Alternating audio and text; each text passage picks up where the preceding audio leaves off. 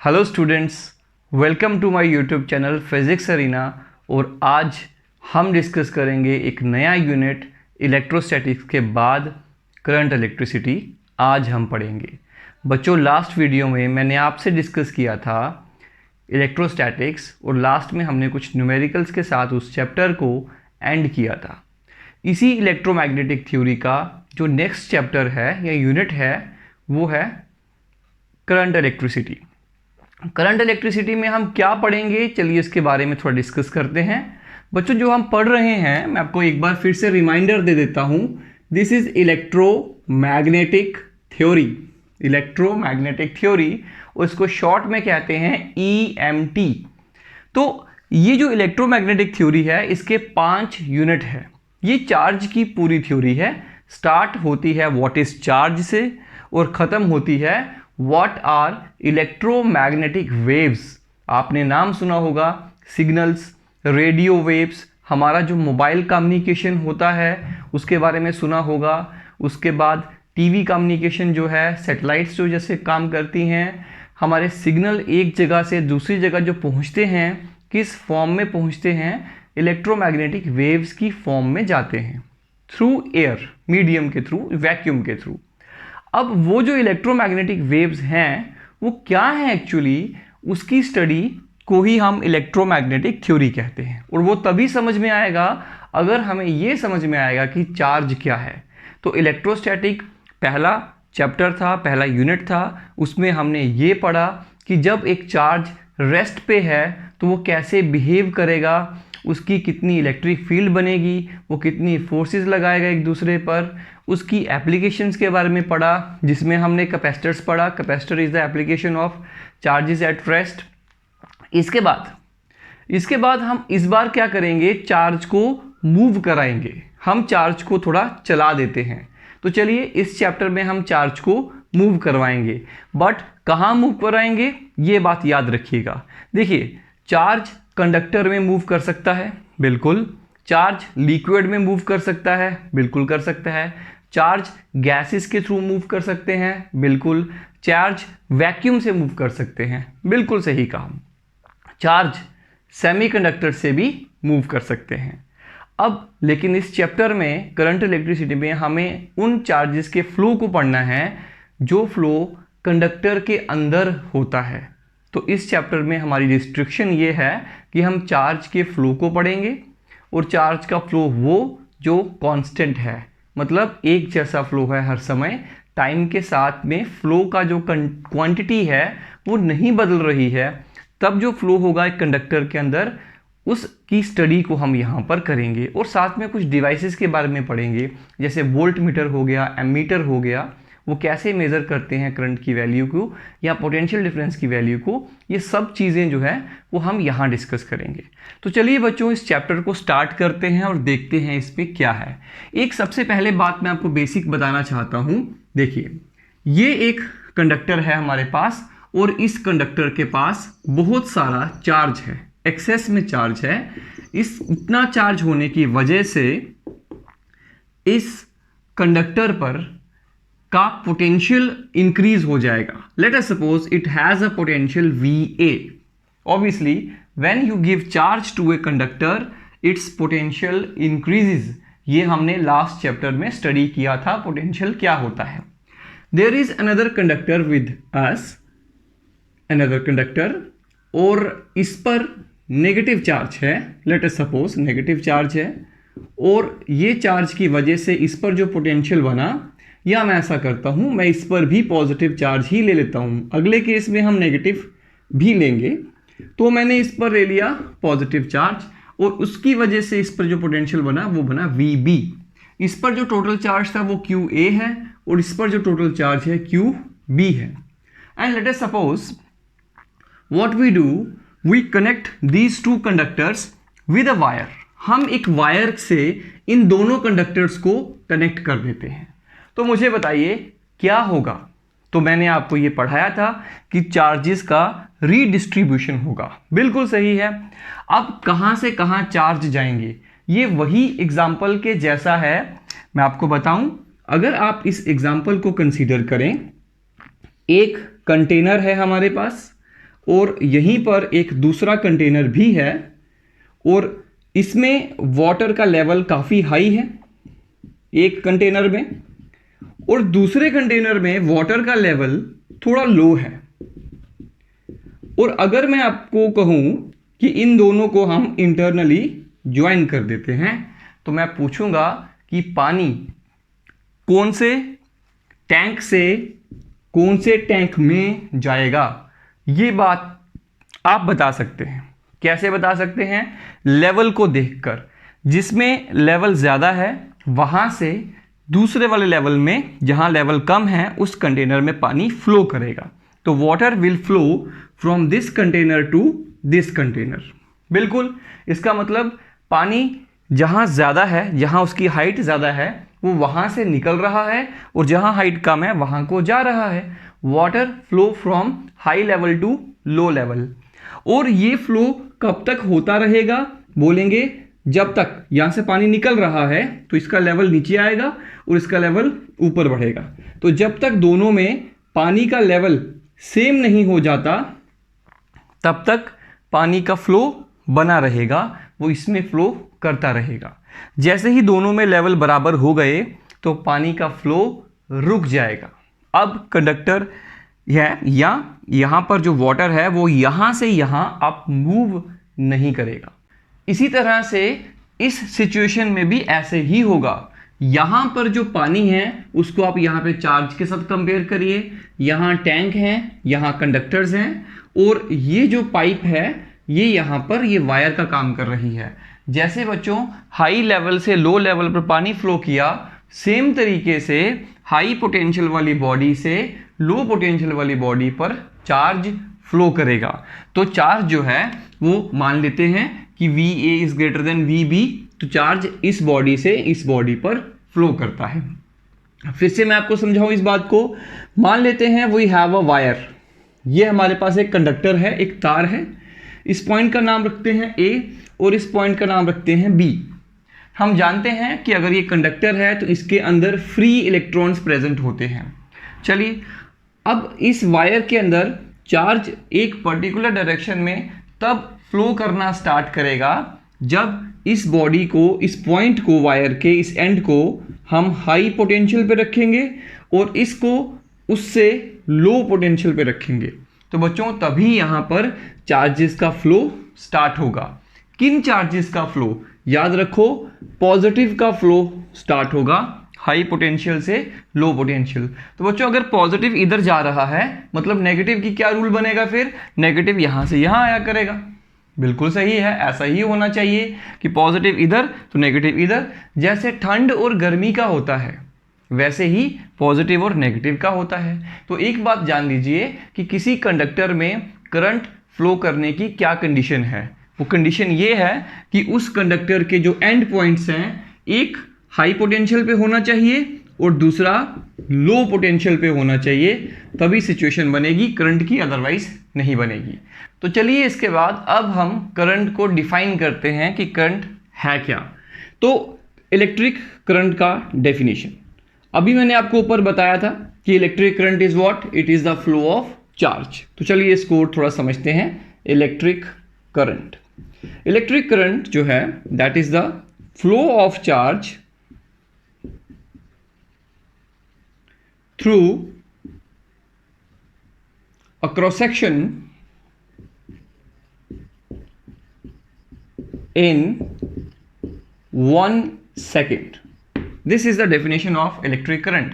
कहने का मतलब क्या हुआ? अगर एक कंडक्टर है हमारे पास, मान लेते हैं इट इज अ कंडक्टर, और इस कंडक्टर में हम एक क्रॉस सेक्शन को इमेजिन कर लेते हैं। क्रॉस सेक्शन तो समझते होंगे।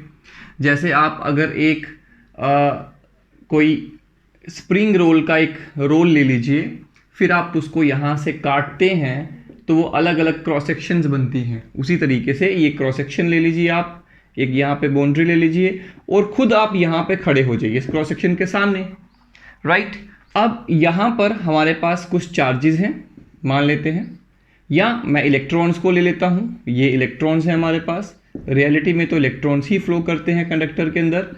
तो ये इलेक्ट्रॉन्स इस तरह से यहाँ से आ रहे हैं। एक सेकंड में, आपने यहाँ से वॉच करना है, एक सेकंड में कितना चार्ज यहाँ से फ्लो कर रहा है, इस लाइन को क्रॉस कर रहा है इस कंडक्टर में से, उसे करंट कहेंगे। मतलब एक क्रॉस सेक्शन को एक सेकंड में कितना चार्ज क्रॉस कर रहा है, दैट इज इलेक्ट्रिक करंट। तो इलेक्ट्रिक करंट को डिनोट करते हैं आई से। तो आई किसके बराबर हुआ, charge flowing through that cross section in 1 second. तो charge upon time, charge per second is current. Current का जो एसआई यूनिट है वो है एम्पेयर। 11th में भी आपने सुना होगा, 10th में भी सुना होगा। अब इसी फॉर्मूला से हम एम्पेयर का डेफिनेशन भी बना सकते हैं। देखिए करंट का यूनिट है 1 एम्पेयर, मान लीजिए करंट है 1 एम्पेयर, चार्ज होगा 1 कूलम और टाइम होगा 1 सेकेंड। अगर एक क्रॉस सेक्शन से एक सेकेंड में 1 कूलम चार्ज निकल रहा है, तब हम कहेंगे कि उस वायर में करंट कितने वैल्यू का है, 1 एम्पेयर का है। This is called 1 ampere when a charge of 1 coulomb flows through a cross section in 1 second, then we say the amount of current is 1 ampere। तो इस तरह से एम्पेयर को हम डिफाइन भी कर सकते हैं। बच्चों करंट जो है वो कंडक्टर से भी फ्लो कर सकता है, सेमीकंडक्टर से भी फ्लो कर सकता है, वो वैक्यूम से भी निकल सकता है। लेकिन मैंने आपको क्या कहा था शुरू में कि इस चैप्टर में हम डिस्कस करेंगे सिर्फ कंडक्टर में से करंट फ्लो करता है उसके बारे में। चलिए अब दूसरी बात, इलेक्ट्रिक करंट जो है वो स्केलर है कि वेक्टर है। तो कहेंगे electric current is a scalar quantity, it is a scalar quantity. अब स्केलर क्यों है इस पे डिस्कस करते हैं, पर इससे पहले मैं आपको ये भी बता दूं कि करंट की डायरेक्शन होती है और उसकी डायरेक्शन हम किस तरफ लेते हैं। तो चलिए देखते हैं। बच्चों ये इलेक्ट्रॉन है, मान लेते हैं मैं इस एंड को हाई पोटेंशियल पर ले आता हूं, हाई पोटेंशियल पर ले आता हूं और इस एंड को लो पोटेंशियल पर ले आता हूं। अब अगर कोई मुझसे पूछ ले कि मैं इसको लो पोटेंशियल पर कैसे लाया, उसके लिए मुझे क्या करना पड़ेगा, तो बड़ा एक सिंपल सा आंसर है कि आप एक बैटरी लीजिए, यू टेक अ बैटरी, और बैटरी के पॉजिटिव टर्मिनल को इसके साथ जोड़ दीजिए और बैटरी के नेगेटिव टर्मिनल को इस एंड के साथ जोड़ दीजिए। तो हाई पोटेंशियल और लो पोटेंशियल क्रिएट हो जाएंगे। अब क्या होगा, इस कंडक्टर के अंदर चार्जेस फ्लो करना शुरू होंगे, इलेक्ट्रॉन्स फ्लो करना शुरू होंगे। तो electrons will flow from this side, obviously this is positive, this is negative, this is plus, this is minus. तो पॉजिटिव जो है वो इलेक्ट्रॉन्स को अपनी तरफ अट्रैक्ट करेंगे, बिल्कुल करेंगे, सही है। अच्छा अब ये है लेफ्ट साइड में जा रहे हैं इलेक्ट्रॉन्स। हम करंट की जो डायरेक्शन मानते हैं वो हम इलेक्ट्रॉन के फ्लो के अपोजिट मानते हैं हमेशा। इसे कहते हैं कन्वेंशनल करंट। करंट क्यों कहते हैं ऐसा, अरे भाई इट इज अ कन्वेंशन। अब कन्वेंशन क्या होती है, तो मेरी बात को समझिएगा। मैं यहां पे लिखता हूं अपना नाम, या मैं लिखता हूं क म ल, कमल लिखना चाहता हूं हिंदी में, तो मैं कैसे लिखूंगा, क म ल, कमल हो गया। क्या हो गया कमल, नहीं ऐसा तो नहीं है। कुछ बच्चे कहेंगे सर ये तो लमक लिखा है, तो मैं कहता हूं नहीं मैंने तो कमल लिखा। फिर आप कहेंगे सर नहीं, जो अल्फ़ाबेट्स हैं, ये जो अल्फ़ाबेट्स हैं इनको लिखने का एक तरीका होता है। हम तो इन तीनों को जोड़ के स्टडी कर रहे हैं कि पहले बोलो क, फिर बोलो म, फिर बोलो ल। लेकिन मैंने तो लिख दिया, लेकिन दूसरा इंसान तो इसको कुछ भी पढ़ सकता है ना, ल म क भी पढ़ सकता है, बिल्कुल। तो इसीलिए हम हिंदी लैंग्वेज में एक कन्वेंशन बना देंगे। क्या कन्वेंशन बनाएंगे, ये कन्वेंशन बनाएंगे कि हम हमेशा पहले लेटर को लेफ्ट में लिखेंगे, फिर जो दूसरा लेटर आएगा सीक्वेंस में उसको उसके राइट में लिखेंगे, और फिर जो उसके नेक्स्ट आएगा वो उसको उसके राइट में लिखेंगे। तो मतलब हम राइटिंग कहाँ से स्टार्ट करेंगे, फ्रॉम लेफ्ट टू राइट। इसी तरीके से उर्दू में ये कन्वेंशन बनी कि हम राइट से लेफ्ट लिखेंगे, बट रूल तो रूल है, तो ये कन्वेंशन बनाई गई कि हम राइट से लेफ्ट या लेफ्ट से राइट लिखा करेंगे। तो अब उस रूल के अकॉर्डिंग इसका नाम बना ल म क। अदरवाइज अगर कन्वेंशन ऐसे बनती कि लेफ्ट राइट से लेफ्ट लिखना होता तो फिर ये कमल होता। ये बात होती है, दिस इज कन्वेंशन। इसी तरीके से उर्दू वालों ने उल्टी कन्वेंशन स्टार्ट की, हमने इस तरह की तो बस एक दूसरे का उल्टा सीधा है दोनों से ही है। उसी तरीके से अब क्या पता हम इलेक्ट्रॉन के डायरेक्शन को ही करंट मान लेते तो भी वही बात रहती, लेकिन हमने क्या किया, क्या हुआ सिचुएशन कि करंट को इलेक्ट्रॉन के अपोजिट डायरेक्शन में डायरेक्शन उसकी मानी गई। क्यों? क्योंकि हम चाहते थे कि हम करंट की डायरेक्शन को पॉजिटिव के फ्लो के साथ असाइन करें कि जिस तरफ पॉजिटिव जा रहा है वो करंट की डायरेक्शन है। पॉजिटिव हमें अच्छा लगता है ना, बी पॉजिटिव, इसलिए तो ये इलेक्ट्रॉन अगर इधर को फ्लो कर रहे हैं तो करंट की डायरेक्शन इस तरफ होगी। तो करंट हैज अ डायरेक्शन, बिल्कुल है। क्या डायरेक्शन है उसकी? बोलेंगे opposite to the flow of electrons. जिस तरफ इलेक्ट्रॉन्स फ्लो कर रहे हैं उसके अपोजिट डायरेक्शन में इसकी भी डायरेक्शन होगी।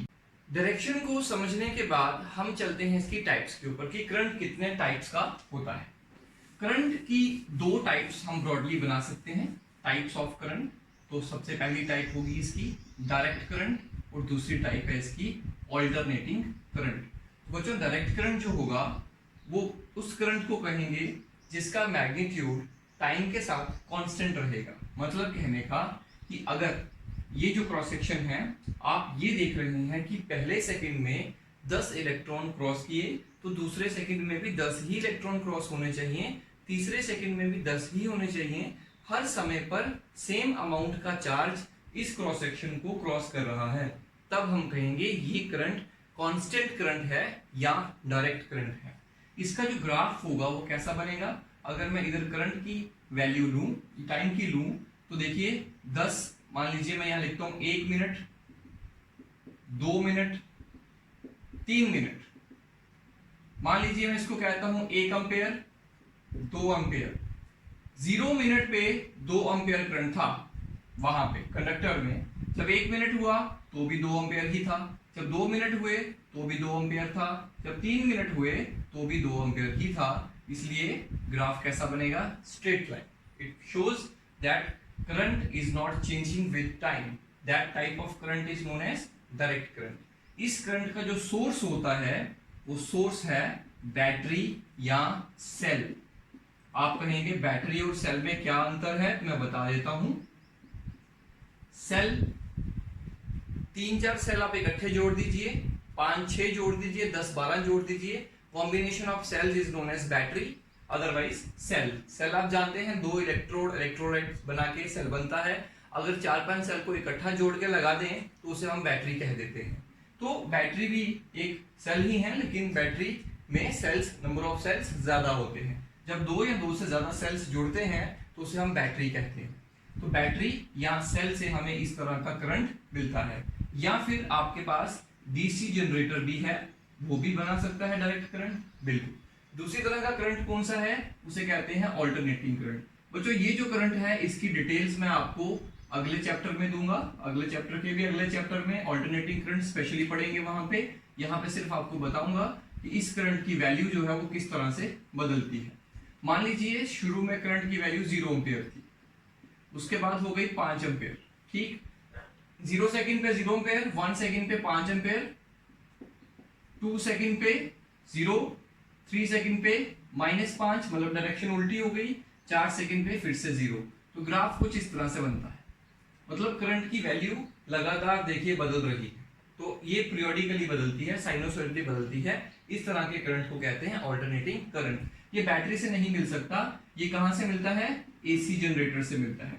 हमारे घरों में यही करंट बच्चों पहुंचाया जाता है। इस करंट की जो फ्रीक्वेंसी है जो हमारे घरों में पहुंचती है, फ्रीक्वेंसी में आपको एसी चैप्टर आएगा उसमें पढ़ाऊंगा, 50 हर्ट्ज होती है, ये आपने सुना होगा।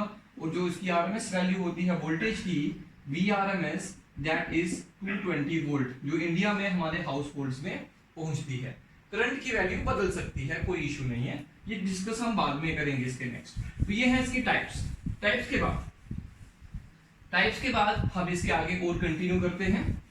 देखिएगा एक स्पेशल टाइप के न्यूमेरिकल्स इस पे क्रिएट होते हैं, उसके बारे में थोड़ा सा समझते हैं। देखिएगा, मान लीजिए किसी एटम की बात करते हैं, तो किसी एटम में एक न्यूक्लियस है और न्यूक्लियस के अराउंड आप जानते हैं इलेक्ट्रॉन घूमते हैं, बिल्कुल गोल गोल घूमते हैं। अब ये जो इलेक्ट्रॉन यहाँ पे घूम रहा है बच्चों, ये इलेक्ट्रॉन मूव कर रहा है। You said flow of charge is current, इसका मतलब एक एटम के अंदर जो इलेक्ट्रॉन गोल घूमता है वो भी करंट बना रहा है। बिल्कुल कहेंगे, क्योंकि चार्ज तो फ्लो कर रहा है उसके अंदर सर्कुलर मोशन में। बिल्कुल, तो दैट मेक्स अ करंट। अब हमें उस करंट का मैग्नीट्यूड फाइंड आउट करना है, इसका इंपॉर्टेंस मैग्नेटिज्म में आएगा। तो चलिए देखते हैं। मान लेते हैं इसका रेडियस जो है सर्कुलर ऑर्बिट का r है, इसकी जो स्पीड है लीनियर स्पीड वो v है, और इसका चार्ज आप जानते हैं E है। तो ये सब कुछ मैंने बताया। अब ये भी मान लेते हैं कि ये जो इलेक्ट्रॉन है इसकी फ्रीक्वेंसी क्या है। फ्रीक्वेंसी इसकी होगी, मान लेते हैं न्यू इक्वल टू 10 रेवोल्यूशंस पर सेकेंड। एक सेकेंड में 10 रेवोल्यूशन कर रहा है। तो आपको बताना है कि इस इलेक्ट्रॉन का करंट कितना होगा, कितना करंट यहाँ पे बनेगा। तो करंट निकालने के लिए क्या करना है, मैंने आपको एक बेसिक रूल बनाया था। देखो बच्चों, ये उसका पाथ है। पाथ में कहीं पर भी एक जगह पे आप खड़े हो जाइए। बिल्कुल ठीक है। फिर क्या करेंगे, बोलेंगे क्रॉस सेक्शन इमेजिन करो वहां पे। बिल्कुल कर ली। अब आपने ये देखना है कि एक सेकेंड में इस क्रॉस सेक्शन को कितने अमाउंट का चार्ज क्रॉस कर रहा है। जितने अमाउंट का चार्ज क्रॉस करेगा उसे हम कहेंगे ये वैल्यू है करंट की। तो ठीक है, अब देखिए ये इलेक्ट्रॉन 10 बार यहां से गुजरेगा, क्योंकि वो 10 चक्कर लगा रहा है एक सेकंड में। तो आपके सामने से वो कितनी बार गुजरा एक सेकंड में, 10 बार। अब इससे ये मतलब नहीं है कि वही इलेक्ट्रॉन बार बार आ रहा है, नो। आपने ये सोचना है कि आपके सामने से कितनी बार गुजरा, 10 बार गुजरा। तो मैं ये कहूंगा कि करंट की वैल्यू क्या होगी, that is 10 times the charge on electron divided by 1 second, that is charge upon time. Total charge cross कितना हुआ, 10 times the charge on electron, क्योंकि 10 इलेक्ट्रॉन यहां से गुजर रहे हैं एक सेकंड में। 10 into charge on electron upon कितना टाइम लिया उसने गुजरने में, 1 सेकंड। तो ये आया, यहां से क्या आएगा 10 into 1.6 into 10 power minus 19 coulomb equal to, यहां से आएगा 1.6 इंटू 10 पावर माइनस 18, इसका पावर 1 है तो ये माइनस हो जाएगा, that is ampere. This is the magnitude of current. तो ये इस तरह से कैलकुलेट कर सकते हैं। This is the basic idea. अब मैं आपको बताता हूं इसका फॉर्मूला कैसे कंस्ट्रक्ट करते हैं। तो देखिए इसका फॉर्मूला कैसे कंस्ट्रक्ट करते हैं, मैं आपको बताता हूं। यहां पे देखिएगा, आपने कहा कि 10 into E, 10 was what, 10 was the frequency. तो मैं सीधा लिख सकता हूं कि करंट इक्वल टू चार्ज, कितना चार्ज फ्लो हुआ या चार्ज इलेक्ट्रॉन पे कितना है, मैं लिख सकता हूं new into E. This is the formula. आप फ्रीक्वेंसी को ई से मल्टीप्लाई कर दो, 1 से डिवाइड करना है, 1 सेकंड का देख रहे हो, फॉर्मूला बन गया। दूसरी तरफ अब मुझे बताइए कि इसका टाइम पीरियड कितना होगा। यहां से अगर हम टाइम पीरियड को कैलकुलेट करें आराम से कर सकते हैं। Time equal to distance, time period का मतलब ये हुआ कि 1 सेकंड में कितना, 1 सेकंड में, या फिर ऐसे कहेंगे 1 चक्कर लगाने में वो कितना टाइम लेगा, दैट इज का टाइम पीरियड। तो 1 चक्कर लगाने में उसने कितना डिस्टेंस कवर किया, डिवाइडेड बाई कितनी स्पीड थी उसकी, that is time period. Distance upon speed, distance कितना है 2 पाई आर अपॉन स्पीड कितनी है v, that is the time period. और आप जानते हैं फ्रीक्वेंसी किसके बराबर होती है, 1 अपॉन टाइम पीरियड, ये भी जानते हैं आप लोग। तो जब ये भी जानते हैं तो फ्रीक्वेंसी कितनी आई, v अपॉन 2 पाई आर। तो इस फॉर्मूला को आप इसमें सब्स्टिट्यूट करो तो यहां पे बनेगा I equal to e v, this was nu and this is v, difference रखिएगा इसमें, upon 2 pi R. This is the formula for current. अच्छा, दूसरी बात ये होती है एंगुलर स्पीड किसके बराबर होती है, एंगुलर स्पीड होती है 2 pi by 2 pi into new. यहां से लिख सकते हैं, बिल्कुल यहां से लिख सकते 2 पाई अपॉन टी, या ऐसे लिख सकते हैं v equal to R omega, that ये आपने 11th में फॉर्मूला पढ़ा होगा। v equal to R omega है, तो ओमेगा किसके बराबर है, v upon R, sorry v upon R, बिल्कुल यहां से निकाला। अब फ्रीक्वेंसी का फॉर्मूला यहां से क्या बना, इस वैल्यू को इस वैल्यू में सब्स्टिट्यूट कर दो, तो v अपॉन आर ओमेगा है, तो ये बनेगा nu equal to omega upon 2 pi. तो यहां पे बच्चों वैल्यू पुट कर दीजिए। इसको हम ऐसे भी लिख सकते हैं, I इक्वल टू न्यू की जगह क्या लिखिए, ओमेगा अपॉन 2 पाई, तो e ओमेगा अपॉन 2 पाई। बच्चों ये भी फॉर्मूला बन गया। अगर आपको फ्रीक्वेंसी दी है तो ये लगाइए, अगर आपको टाइम पीरियड दिया है, वेलोसिटी रेडियस दिए हैं तो ये लगाइए। अगर आपको टाइम पीरियड दिया है तो उसको रेसिप्रोकल करके ये लगाइए। अगर आपको एंगुलर स्पीड दी है इसके घूमने की तो ये लगाइए। अब देखिए बिना फॉर्मूला के भी तो क्वेश्चन हो सकता है, बिल्कुल। तो हमें वही चीज को समझना है, हमें फॉर्मूला पे नहीं जाना है, हमें कॉन्सेप्ट को समझ के क्वेश्चन को सॉल्व करना है।